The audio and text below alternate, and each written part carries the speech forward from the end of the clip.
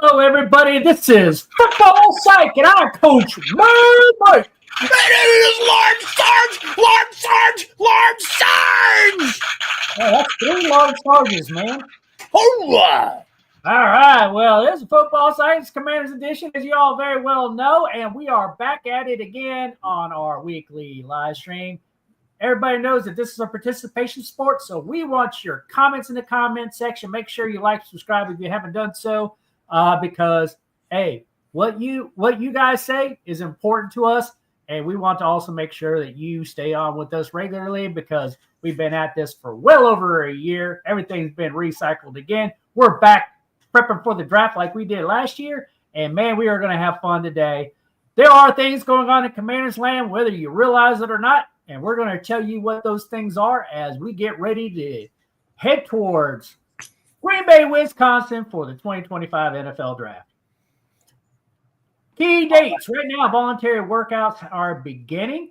There's a few different teams out there that are starting to do voluntary workouts. The Commanders are not one of them yet, Really? but it could be coming soon. Really? There's only a few teams out there that are doing it, but voluntary workouts will begin for the Commanders. I would probably say in another week or so. As soon as I know, I'll make sure to let you all know. And then the official offseason program begins April 21st. So it is right around the corner. And then that is just days before the NFL draft. Wow. So we have a new hire. We hired Wes Welker. He's going to be a personnel analyst for the team. And so it'd be interesting to see what his impact for the team is. I'm a huge Wes Welker fan. Me too. What do you think the biggest impact of that is going to be, Lars Sarge? So I had to look into this because when I saw it come up and you guys were knocking the heck out of my text message, I'm like, Wes Welker, wait a minute, where is he? Last time I heard he was in San Francisco. You know who he was the wide receiver coach for in San Francisco for 3 years? Deebo Samuel. Him and Deebo Samuel work very closely Deebo together. Samuel and Brandon Ayuk. Yeah. So, the Welker family is kind of like the Manning family. Have you ever seen their profile on the entire football family and all the work they put in, and the father and the son and the brother and the grandfather? It's amazing. I'm sure you saw the Manning family one. There's documentaries. Yeah. It's very much a synergistic team like that. And poor little Wes was a little runt of the family. But he never gave up. They kept pushing him and teasing him and stuff, and he never gave up. And he became, who he was, which is it's great to watch that kind of accomplishment. But I really didn't know that he had gone from. I knew he went to San Francisco as a wide receivers coach. I lost track of him. I wasn't paying any attention. I didn't know he's in Miami. So I think this is a good pickup, to be honest with you. He knows the slot. Well, he's definitely the slot. So he's got to be one of my favorite all-time guys. Yeah, and so it'll be interesting to see who we have actually play the slot. Right now, penciled in is your boy, Luke McCaffrey. It'll be interesting to see if he's able to develop him. He's not technically part of the coaching staff. He's technically part of more personnel analyst, which sounds more front office-y. But we'll see. We'll see what his role is, and we'll see if we see him on the sideline at all. Yep, we should. Yeah, you would think so. But personnel analyst is typically a front office job where you're evaluating personnel, taking in scouting reports and player evaluations and making recommendations on personnel moves with Adam Peters at the GM. So, but we'll see. By popular request from last week, people want to know what the NFL rule changes were that were coming out of the owners' meeting. Well, here they are. There's probably about 10 different rule changes, but like the 7 of them, I say, are like so minuscule and not really important. These were the big ones. All right. The dead ball spot after a touchback, which always went to the 30-yard line, is now going to the 35-yard line. The reason why they want to do that is they want to encourage kickers to not kick it into the end zone. And try to get them to do more. The new kickoff rules, according to them, were successful from going from like a 16% return rate to almost a 35% return rate.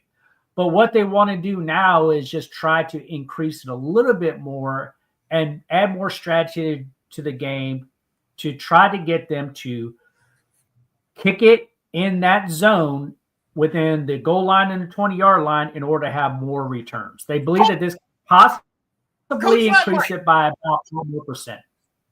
Coach Mad Mike. Yeah. Why didn't they listen to us last year? We told them what they needed to do. What did we tell them? We told them to back the kicker up. That's right. They didn't do it. What the hell? Instead, they just added more yards to the touchback. Just back the kicker up. If you back the kicker up, you're going to have bigger returns. I mean, they did not listen to us. It's the easiest. I mean, you had to have a committee to figure this out. They had a committee, and all they had to do was listen to our channel. And I told you, back the kicker up. Some of them kickers are not going to be able to kick it into the end zone. Exactly. Instead, they just make the touchback worth more. And I would have rather them did our rule. Yep. Right. I would have too. So the next one, they're aligning the postseason and the regular season overtime rules. They want to make them uniform instead of fans were always confused. Like, I don't understand. Like during the regular season this way, postseason this way. Like, what are the rules, right? And they always had to explain it. Now they're standardizing the overtime rules. And what they're doing now is also both teams, regardless if the first team scores a touchdown or not, both teams will get a possession. Yeah, I think that's fair, right? And you know what? It's a football game. It shouldn't change because you're in the playoffs. It's a football game. It should be the same. Now, during the regular season, there will be a 10-minute overtime, and so you could still have a tie in regular season. Obviously, in postseason, you can't do that. Somebody's got to win, right? So that is the only difference between the postseason and regular season overtimes. They will be standardized now. Tell me what y'all think about that. Put it in the comments section, all right? All right. We also have a rule that expands instant replay for any official that makes a call, that when you see something on video evidence, when they put it on the Jumbotron and it's clearly controversial, they can stop the game at any time to do an instant replay of it. Wow. That is a big rule change. That any close call that's clearly there's video evidence, there will be an instant replay on it. Well, you know, it is 2025. You know, we should be able to figure this out. You know, yeah, and I think they come up with video. I think they can come up with video evidence with the amount of camera angles and stuff like that. They come up with that in a matter of seconds. So then, if you do an instant replay, the biggest controversy to this rule is, well, how much delay to the game are you going to have if they're like constantly reviewing video evidence? But the idea is they want to try to streamline the process to hurry up and determine that video evidence, put it in the feed, allow the officials to do a quick look. Plus, they're also talking to New York, who's also reviewing it, and they'll collectively make a quick decision and hurry up and make the call and keep the game moving. You know, some people are saying this is just a ploy to put more commercial time in a game so they can make more money. Namely me, I'm saying that. Hey, you know, you gotta get those commercials in. People got to get paid. Hey, but you know what? I agree. There's the preponderance of technology should be able to allow us to be able to correct human error mistakes on the field in real time. And how many times have we all complained about, the refs screwed us? Yeah. That was a bad call. Well, now anything close like this, we get an instant replay, and it hopefully will, I won't say it will eliminate, but I will say it will significantly mitigate those types of issues from happening. Let's hope. Let's pray. Let's hope. Let's pray. Right? It's going to make the game better because people won't feel cheated anymore, right? But if they go back and review it and everyone knows that, hey, we looked at it, okay, well, then we got a better chance of having a more fair game, right? Yeah, absolutely. So I've updated some of their current team status stuff here. We added $3.369 million in salary cap space by restructuring a couple of contracts. Nice. Also, we went from 72 to 75 players. We actually picked up an IPPP player, which I know you like, Large Sarge. Oh, yeah. We have we signed a defensive end from Zimbabwe. So we'll see how he does. See whether or not he can at least make a practice squad slot or not. That brings our overall available cap space, roughly planning about $6.5 million for the rookie pool at just under $20 million. So we actually have room to actually pick up a few more players. In the offseason, as y'all know, we have a 90-man roster. And at 75 people, that means we have 15 open slots. And we have 5 draft picks. So even if we do 5 draft picks, assuming we don't pick up more picks, post the draft, we'll still have 10 open slots to sign other guys. So we have room. And we have money. They bought us a little room. Yep. So on that note, here's a proposed trade. And I'm very curious what you think about this, Large Sarge. There's a proposed trade out there that was done by Bleacher Report to possibly get Tyreek Hill. And the overall trade that was proposed was Tyreek Hill with a 7th round pick in exchange for the Commanders' number 2 and number 6 round pick. Would this be a trade that you would do, Large Sarge? Okay, so you know what? I literally have – I don't understand where Peters is coming from. I mean, we need help in so many other areas. We've picked up Debo. Fantastic deal, right? We got Crawfish, whatever his name is, from Dallas, the old Dallas Cowboy guy, right? Yeah, Gallup. Gallup, sorry, not Crawfish, Gallup. We have a slot guy. What are they trying? Are they afraid that Scary Terry's going to leave? I think are they trying to provide a number 2, solid number 2, and Debo's the slot guy now? I mean, yeah, it's. I think under this kind of deal, it's trying to bring back what we had when we won the Super Bowl before, like the posse. Remember the posse when we had Gary Clark, Art Monk, and Ricky Sanders? I mean, you're going old school here a little bit, but like when we had those types of receivers, like we were completely and utterly unstoppable. All right, so and the idea is if we get a guy like Tyreek Hill in with Scary Terry and Debo, like who are you going to cover? I know, because it's going to stretch the field. Bring Shaq in. Shaq's here now. Shaq is here. The Shaq attack is here. Yeah, because I want to know what Shaq's going to have to say about this. Hold on, I got to switch my format here. Listen. Yeah, good old Shaq. Yeah, look, I've been backstage listening for like the last 6 or 7 minutes. Okay, so I want to know, Shaq, I didn't see here. I'm on the big screen, so I was relying on Large Sarge to tell me when you came on. So I've been around trying to answer questions and talk to people, and I just got listen. It would provide the potential to stretch our field because he's still fast as sin, right? Which is always a good thing on offense. If you can streak 2 guys, you leave the underneath open, right? Yeah. So and you get better across the middle, but you still have the deep ball threat, which we know Jaden can handle, right? Yep. So would it be bad? I don't know if that's a little rich for him. I'm not gonna lie. Hey, hear me out. I would take this trade because right now I'm gonna tell you right now. We can bolster our defense through the draft for the positions that we haven't filled. Now we're in a position where we want to win now. Now imagine Cliff Kingsbury offense with Debo Samuel and Tyreek Hill in it. One fast deep ball threat. You got Terry McLaurin on the other side, and you got your gadget player. So that was supplement us not having to draft a running back because we got Debo as the gadget player. This is we have another receiver that stretch the field. Michael Gallup not gonna get it done. Luke McCaffrey still questionable. Like you know what I'm saying. So that's exactly my point. Yep. We don't have a running back. Well, Debo, the way Debo was used in San Francisco, man, they used that guy on a lot of runs. Yeah, a lot of runs. That dude was very successful. I know.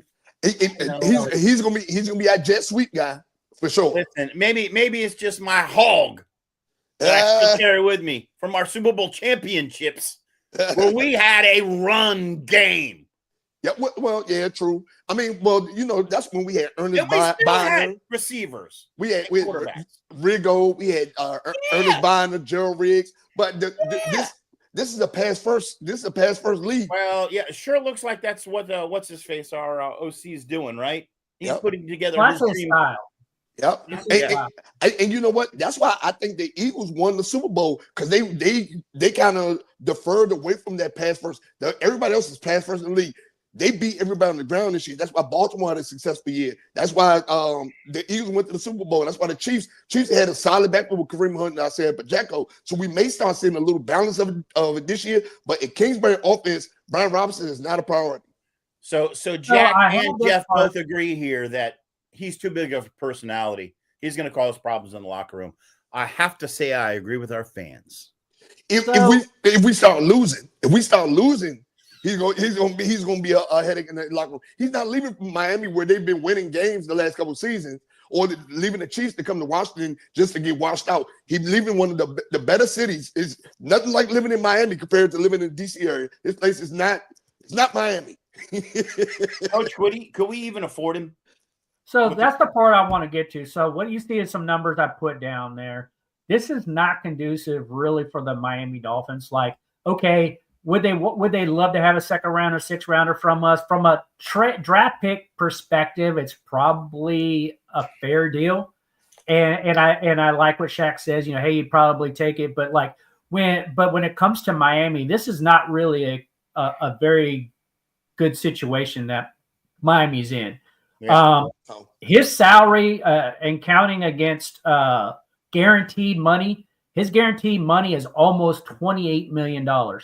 He counts roughly $55 million against the cap based off the way things are structured, that if they make this deal, they will eat $28 million of cap space, which they don't have. You can see in my comment down there, they only have $16.5 million of cap space, and you got to take about $6.5 million off of that for their rookie pool. Yep. So they got about $10 million to play with. That means they're short about $18 million. How are they going to make this work unless they work some kind of restructuring? They try to like stretch it out over multiple years, and it's really going to hurt the Miami Dolphins by letting him go. Oh yeah.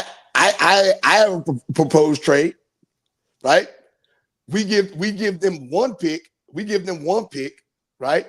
Our second round pick, we give them a second round pick. We give them Marshawn Lattimore, and we give them B-Rob, and we draft a running back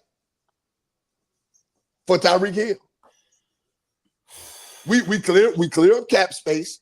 Wow. We clear up cap space by giving up Marshawn Lattimore. You know what I'm saying? The issue is Miami's cap space. So Miami would have to figure out a way to make this financially work for them. Yeah, they'd be burying themselves to let him go.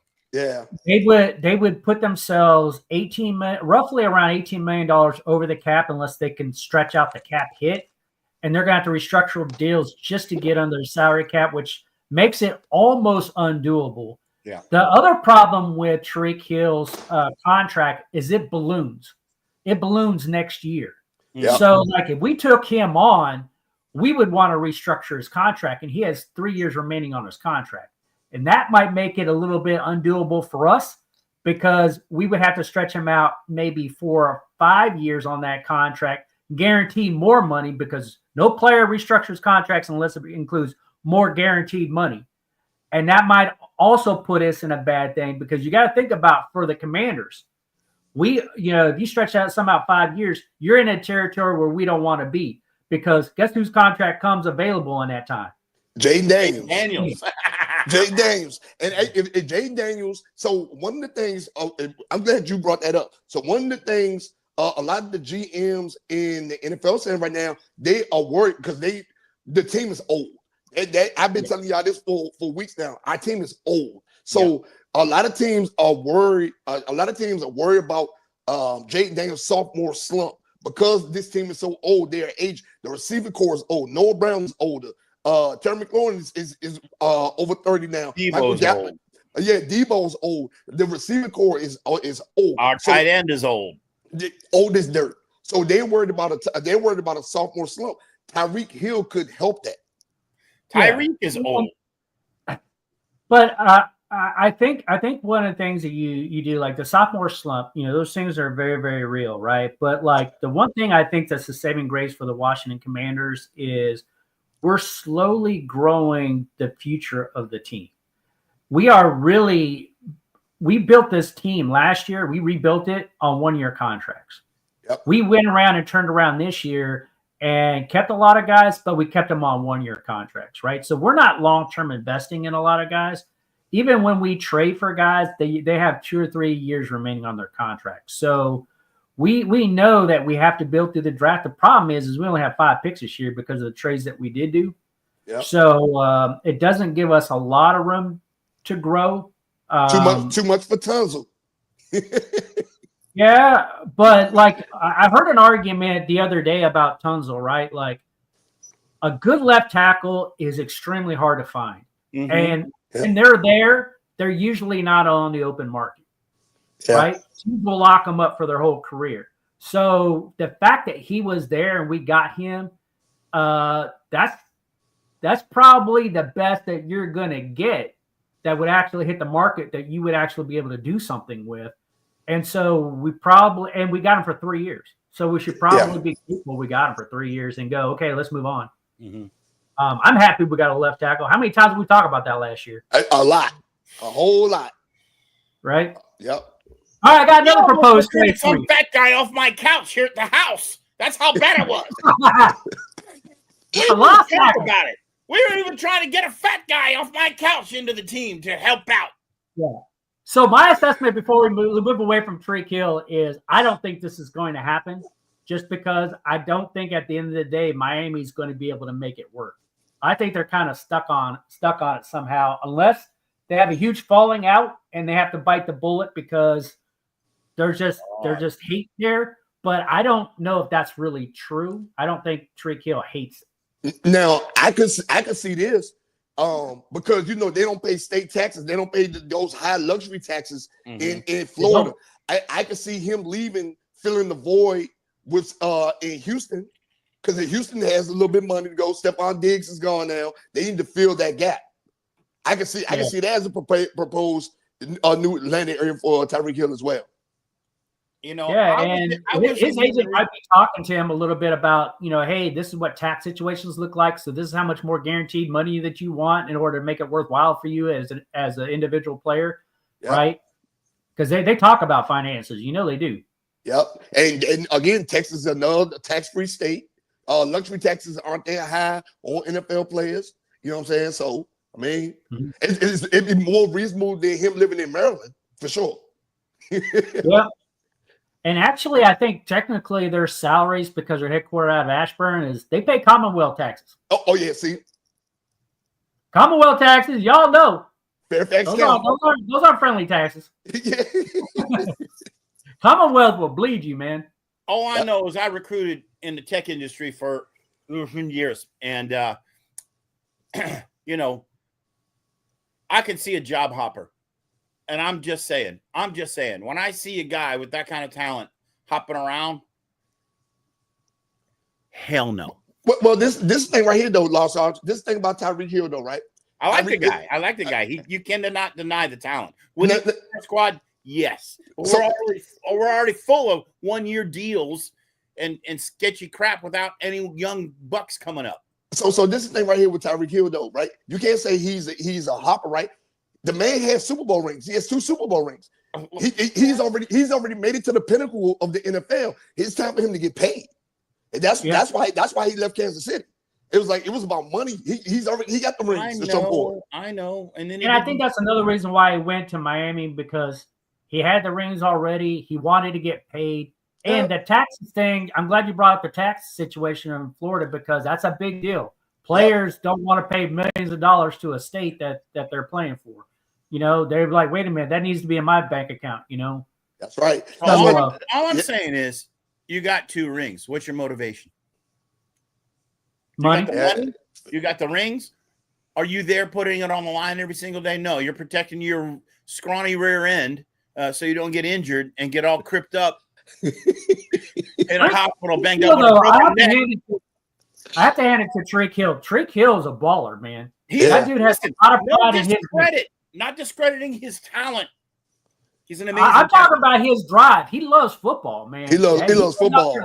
Yeah, I've seen too many guys who love football that get to that point where, like, it's time for me to get paid, and I just don't care who pays me, but I'm going to go where I get paid, and I'm going to go sit on my fat butt. Well, he doesn't take the attitude to the point where, like, you see the the degradation in his performance. He still has pride in the game.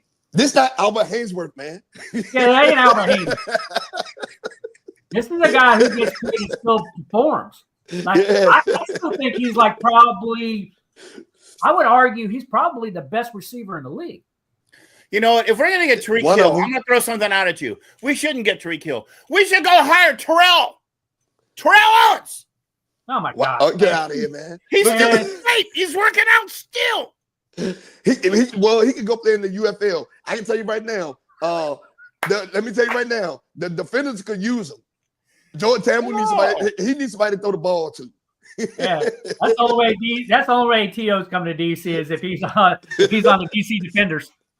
Hey, look, Jack said that Tyreek had a house fire before a game and still made it to the game. Yep. He also got pulled over. One time and still made it to the game. Still made it to the game. So, all right. Here's another proposal for you guys. I'm not a hater. There's nothing but love and respect. I love watching that guy play. So here's another trade proposal that I saw out there. Cleveland Browns are interested in Brian Robinson. Trading him, and one of the things they were talking about is the Commanders might give him up for a 6th round pick. I don't think so. I think we'd want a little bit more than a 6th round pick. But the Cleveland Browns are interested, and this could be a possibility. What do you say, Shaq? Hey, I'm a Brian Rob, B-Rob for Nick Chubb and a pick. Yeah, there you go. That's not what they're talking, though. They're just talking about because Nick Chubb, he coming up with an injury, but he still got a little motor left in him. Yeah, and he's a better running back than B-Rob. Yes, he is. All right, but away, this tells me, if this is rumors true, this tells me the head shed has absolutely no faith in him being our running back. Zero. Yeah. Zero value. Well, now, Lawson, what did I say? 2 or 3 weeks ago? They are purging all of Ron Rivera's picks.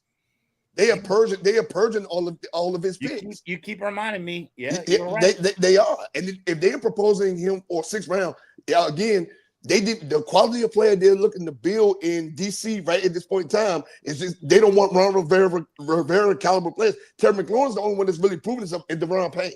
So they don't want these Ron Rivera caliber players sticking around on his roster. So if they willing to give B-Rob up for a 6th round pick, they honestly see no future in this guy. So if they did that, you see the numbers there. He's currently is going to get paid $3.4 million this year. Not a big salary for a running back. And he'll count $212K against the cap. $3.6 million, which includes part of next year's salary, is all guaranteed. Yep. So like whoever team would take it, if it was the Cleveland Browns, they would have to be willing to assume that. Yeah. In my estimate, I don't think that this is going to be a pre-draft trade. If this happens, I would see a trade like this happening on draft day, probably day 2. Oh, wow. And the way I would play this if I was Adam Peters is day 2, looking to draft your running back. And if you draft your running back and you get the guy that you like, then you start working the phones. You pick up the phone with Cleveland and say, hey, I'm ready to make this trade. Mm-hmm. And that way they still get their 6th round pick in this year's draft and they can still do something with it. Or we'll still get it in this year's draft and we can still do something with it. Right? Yep. Now, B-Rob, he's worth more than a 6th round pick. No, man. Come on. No. Yeah, yeah. Okay, so look, I'm going to tell you this. We gave up a 5th round for Debo. You telling me he's better than Debo? Like this, we gave up a 5th round for Debo. A 5th round. So you saying that his draft stock is higher than Debo Samuels? Yeah, decent runner. He's RB. He's decent.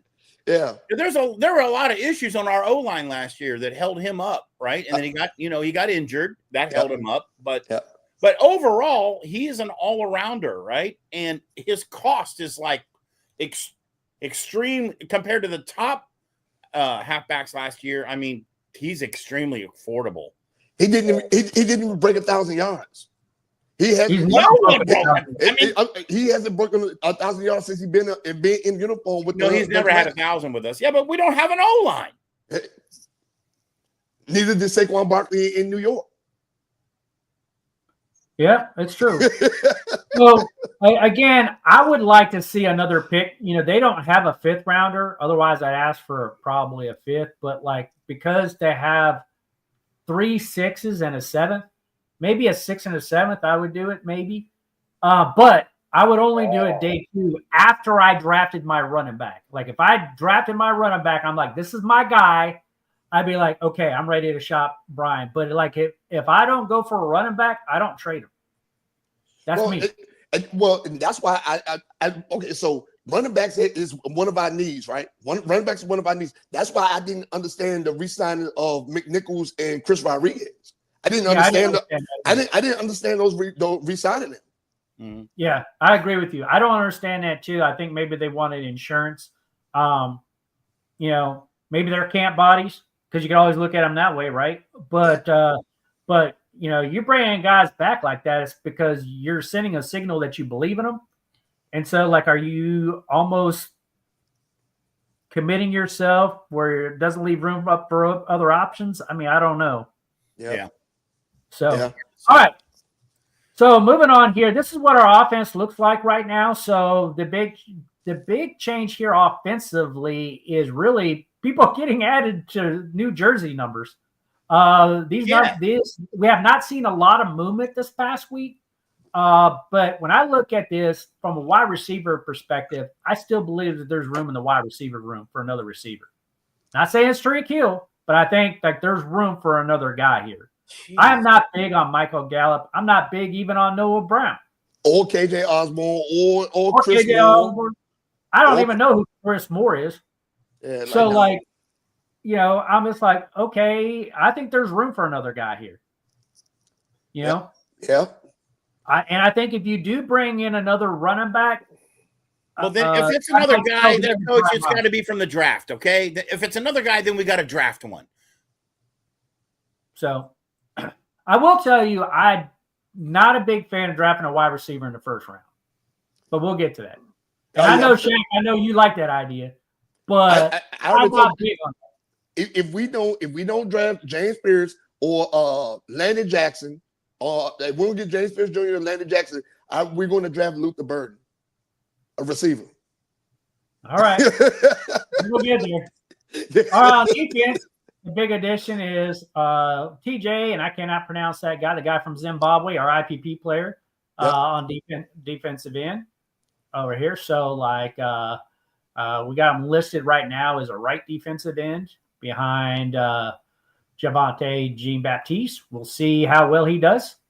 And then that's the big change, really. So, have you watched any of his footage, his rugby footage? This dude is a monster. He's a monster. He is. He's a beast. You want to find a way to kind of develop that talent. Now, what's gonna be hard for him? Because in rugby, there's no shoulder pads, there's no helmets, none of that stuff. He's going to have to adjust to actually wearing that extra gear because he's not a small man. So he's going to adjust to wearing the gear. Yeah.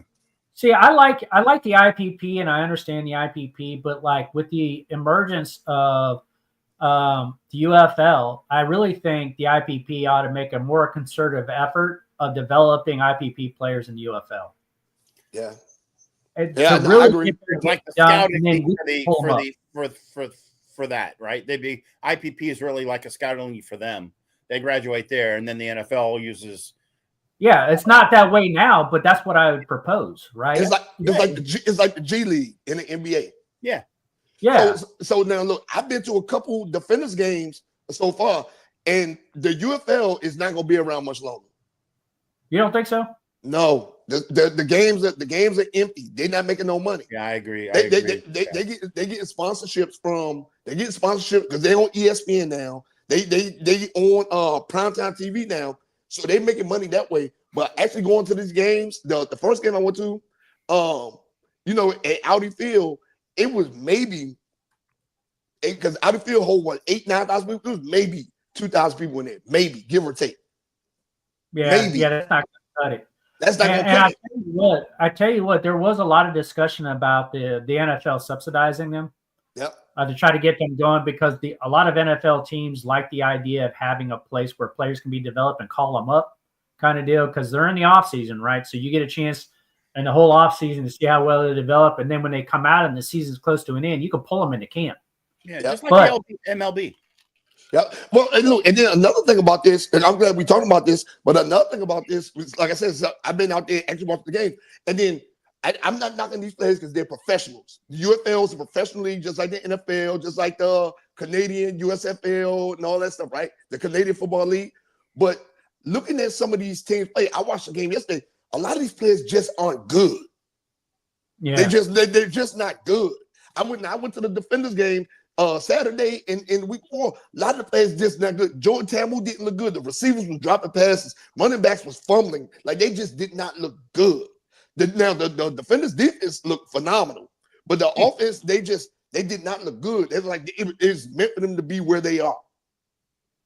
Yeah, it'll be interesting because I was scrubbing some of the rosters, and some of the rosters have, I would probably say, I don't know what the percentage is, but I would probably say it's less than half of the players, probably 25%. I don't know, I'm guessing. So don't hold me to that, anybody, but like of former football players, former NFL football players. So some of them are like washed up has-been kind of players that are in there. And then you have a portion of the players that, are maybe camp bodies when they're on 90-man rosters with NFL teams. And so they go to the UFL to get playing time and develop and to get film for scouts to be able to get film on them. Mm-hmm. And then you have guys that are out there that, who knows how they found them in college. They went undrafted. They don't show up anywhere, but somehow they're picked up by a scout on a UFL team. And I forgot this guy's name. Birmingham has a cornerback, and that dude, he needs to be like, if we're looking to bolster our secondary, Birmingham the Stallions has a defensive back, and when we played him, he had 2 interceptions, He had a strip fumble, and this man was all over the field. He got hurt, and he had to go out later on in the game, but he came back. The dude was a baller. He's somebody that I feel like should have some NFL eyes on him. He was balling out.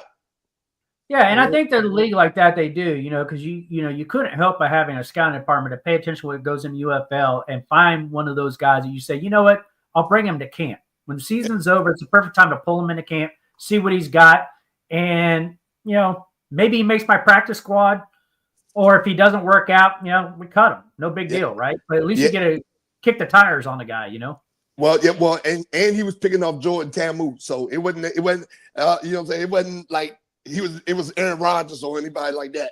Right. So here's I don't know if people find this interesting news or not. When I look at this, I'm not sure how I feel about players really changing their numbers, because sometimes fans will buy their jerseys and then all of a sudden their number changes. I'm not a big fan of that. So but anyway, Marshawn changed his number from 23 to 2. He took on Dyami Brown's number when Dyami Brown left. He decided, I want to go to number 2. Debo, on the other hand, is keeping his number 1 that he wore in San Francisco. Yeah, of course he wants. Good old Luke McCaffrey changed from number 12 to number 11. Why would they let Luke change anything? I don't know. You ain't heard that. Slap dummy, here's your number. Get on the field, catch your ball. He wants to be number 11, so they officially changed it. And Laramie Tunsil, we didn't have 78 given out. 78's been his number ever since way back in Miami. He wore it in Houston, he wore it in Miami, so he's keeping 78. It's a good luck charm, man. So, I don't know if you guys care about that or not, but I don't like it when veteran players change their numbers, because I just think about the poor dude who bought his jersey and now he's wearing the wrong number. Yeah. Well, I can tell you this right now. If changing that number helped Marshawn Lattimore overpay St. Juice, play better, so be it.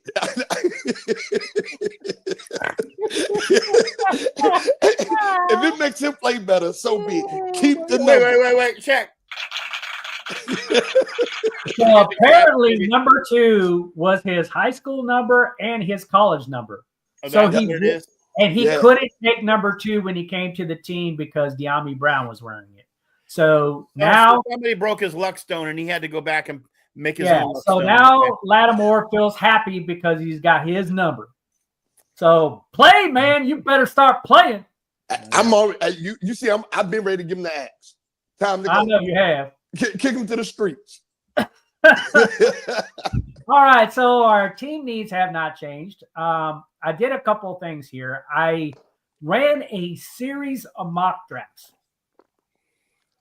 Ran it over and over and over again and see who fell our way. There's 3 edge rushers that consistently fell to the 29th pick. That's James Pierce, Nick Scorton, and Mike Green. Sometimes Pierce was off the board, sometimes Green was on the board, but one of these 3 edge rushers seemed to fall to that pick.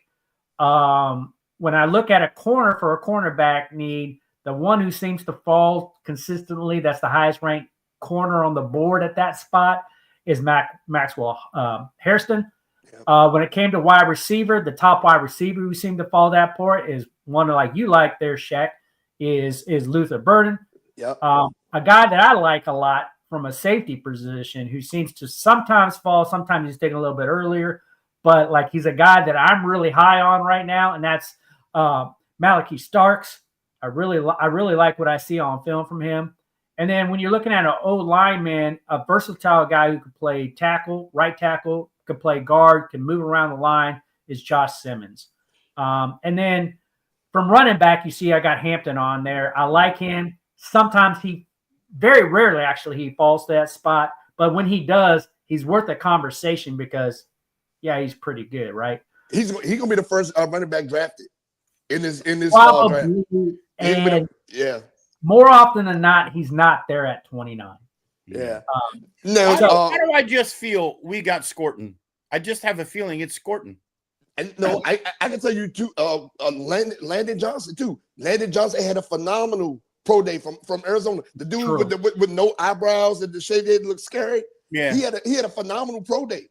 So but before Mike Green, Landon Johnson should be in the talks for that position because he had a good pro day. Yeah. But I'm going to throw it out there. I'm going to make my bold prediction. Y'all ready for it? Yeah, go ahead. My bold prediction is if it's not Pierce, it's going to be Starks. And if it's not Starks, we're trading the pick back. I'm saying it first here. That's my bold prediction for the draft.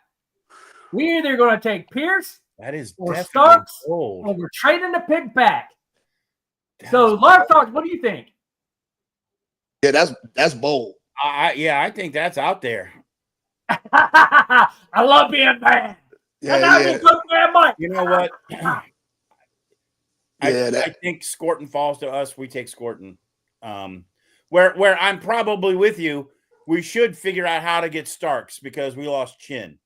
You know what I'm saying? Yeah. At the end of the day, we need defensive help back there. All this chatter about more receivers and more receivers and more receivers. We need a defense. So we either got to have a pass rush going on or we got to stop the pass from getting in the end zone, one or the other. So that's where I land. What do you think, Shaq? I already told you, James Pierce Jr. James Pierce Jr. Now, if we're dead set on picking up an end, Landon Johnson, Nick Scorton, but if James Pierce Jr. is off the board, I already told you, Luther Burden III. You want to go wide receiver that pick? Yeah, so I would go on record and say I do not want a wide receiver with our first pick. Me neither. I will go on record and say that right now. Adam Peters, better listen to me, man. I will cut you. Yeah, it's gonna be 10% support on that one. You're looking for a new job. I do like the Malachi Starks pick though. I do like that one all the way. If Maxwell Harrison, I don't know how he would fit in the scheme of things with Sanders-Field and Marshawn Lattimore, right? Yeah. But I like the Malachi Starks pick. But James Pierce Jr., I've been saying since the beginning, since the draft, since everything, he is the guy. If he's available on the board, he's our guy. When I was running multiple iterations, which we're going to run another iteration today, it was about 50-50 whether or not James Pierce fell to us. Yeah. I'm going to tell you it's not likely. If we're going to get an edge fall to us, it's going to be Nick. And if it's Nick or Starks, then I say we should take Starks. Yeah. It's between Nick and Starks. I'm going Starks. Like you see, the two I have highlighted here, those are my picks. Like, and if neither one of them are on the board, to me, trade back. Well, because I can tell you right now, because looking at the draft prospects and everything like that, I am telling you, if James Pierce does not fall to us, because we do look how many defensive linemen we picked up.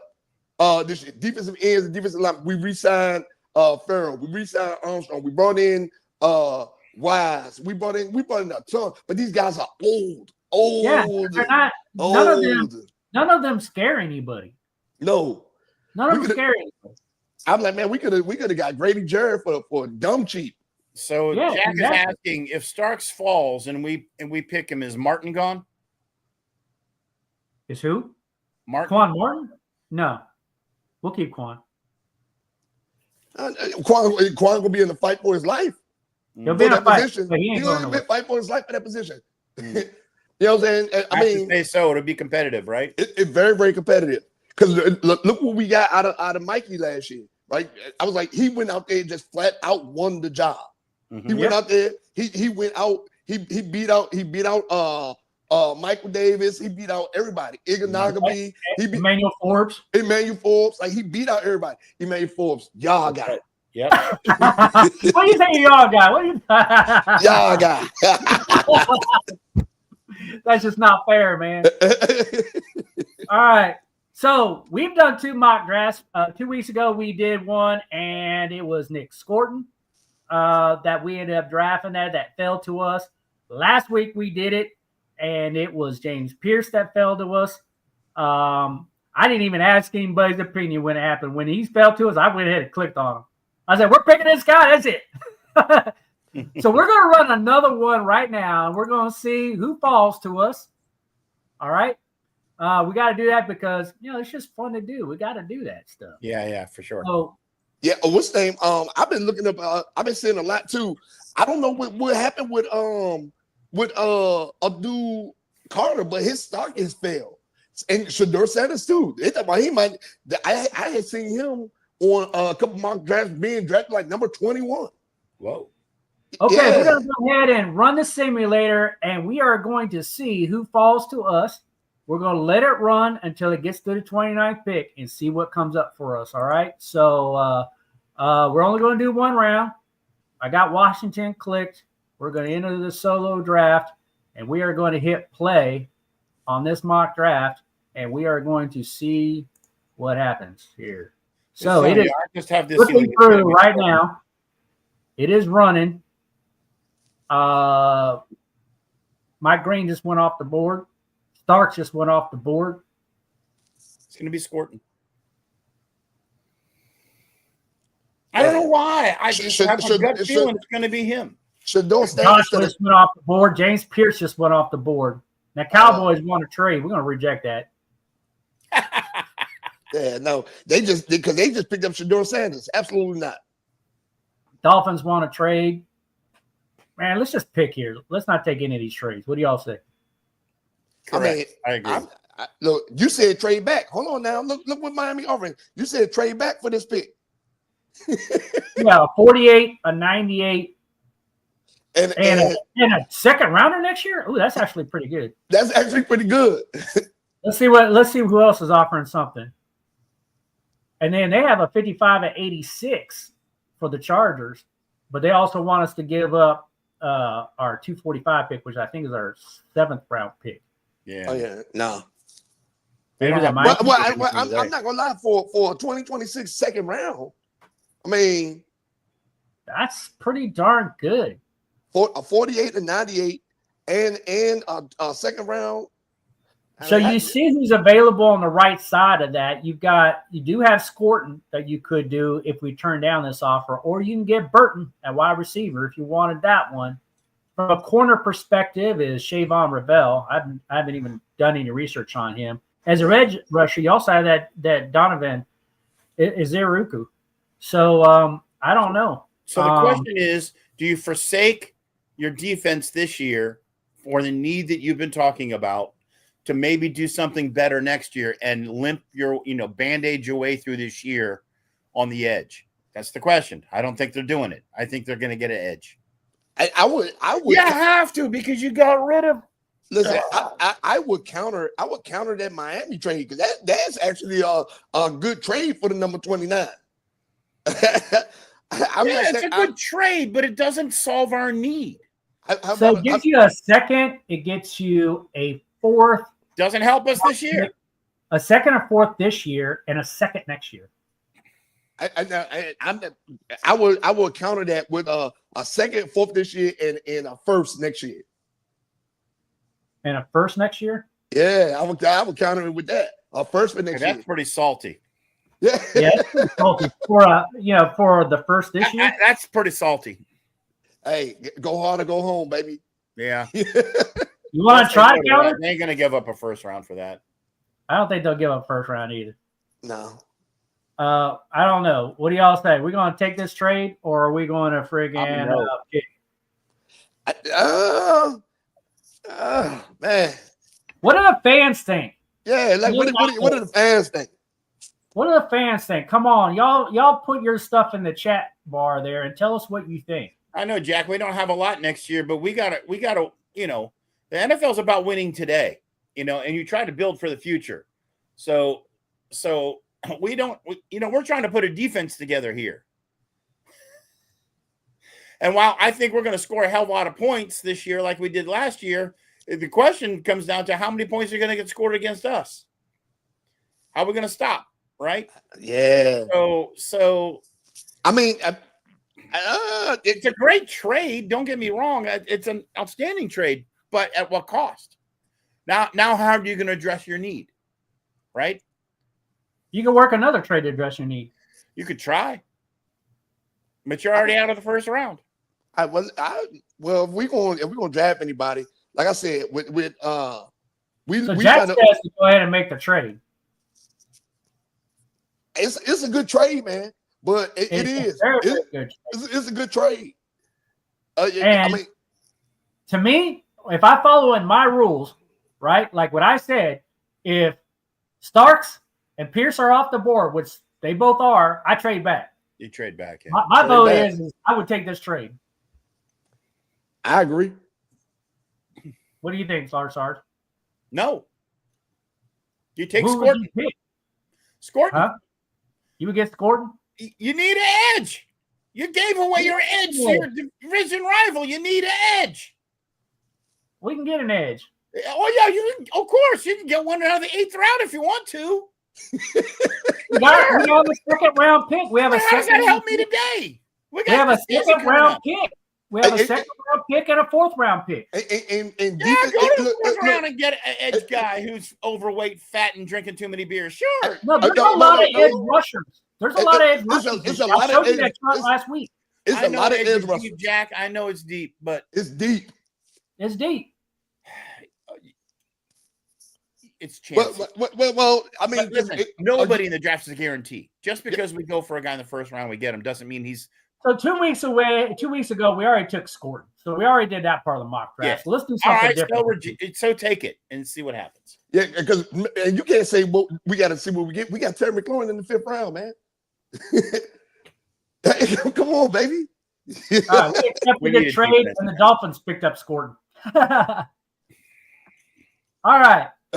So there we go. Our draft is over. We picked up. We got to go to round 2. I want to see what the thing says now that we traded up to get the round 2 pick. We only send one round. But the game changed. Yeah, so we only send one round. So it was only the first round. So we picked up a 2nd and a 4th round pick this year, and we picked up a 2nd rounder next year. Yeah. So with the extra 2nd round pick, now we have 2 2nd round picks. It allows us to look at possibly picking up an edge, picking up a safety, a corner, or whatever. It gives us more options. Plus, we have another 4th rounder. And then next year, we even have a 2nd. And the beautiful part about that is you can even trade those picks for somebody you want this year, right? Yeah. If you got somebody out there that another team. Win deal, man. Didn't we gave up our 2nd for Laremy Tunsil, right? Next year. So we just gave up our 2nd next year, I think. Yeah, for Laremy Tunsil. So we just got our 2nd back. Yeah, so we got our 2nd back. Yeah, and we don't have a 3rd this year. Right. So we don't have a 3rd or a 5th. So we got a 2nd and a 3rd. So now we got a 2nd and a 4th A this fourth, year. it's 7th and 4th. My bad. And it's a good trade. From a trade perspective, it's a good trade. Yeah, it's a good trade. I think. So if you want to go deeper next time and you want to go to like first 3 rounds or something like that, we could do it. Well, no, this scenario specifically, especially the parameters you said, if we didn't get Starks and we didn't get what's his face, Pierce, we should trade up. Well, then it begs the question, okay, so we made a trade, and how does the second round look? What do we have? Oh, yeah, you're only speculating at this point. But like, next time we can run it a little bit deeper. But this is what I want to do for next week. So next week, I want to throw a curveball in here. Last year, I came up with my first round mock draft. I'm going to do a first round mock draft this year. Shaq, I challenge you, my friend. Do a first round mock draft and email it to me. Okay, too easy. Large Sarge, if you want to do a first round mock draft, do your homework. Look at all your pundits like you normally do. Come up with your first round mock draft. Email it to me. All right. Hey, I want these things by like Friday. Okay. Look, Large Sarge getting all this GM advice from Jerry Jones, man. He can take it if he wants. Shaq, you killed me. Oh, yeah. Yeah, okay, too easy. Yeah, Jack, you're right. Let's get our viewers out there to do the same thing. Yeah. All right. Have the viewers send one. Yeah, sure. And you can email it to me. Hey, let me put in my email address in here. Did y'all see my name this week? What in the West? What in the West? Yep, I saw it. I was cracking up, man. What in the West? West, drop in your email there and send it to Coach Mad Mike. All right. All right, there you go. There is my email address. You send that to Coach Mad Mike, and you send me your mock draft for 1 round, and I will post it on this show. Yeah. So all fans, you're still out there, you're listening right now. If you send us your first round mock draft, I will post it on this channel. There you go. And we will talk about it. Just be a little thick skinned because we might talk trash about your mock draft. That's what we're here to do. That's what we're here to do. And you can always talk trash to us about our mock drafts in the comments section. Hey man, that's a two-way street. Two-way street. It's a participation sport around here. Oh boy. All right, everybody, we love you guys. We appreciate you. Hey, we're gonna have fun with this next week. Get your mock drafts in. We will have fun. This is Football Psych, baby. And yeah.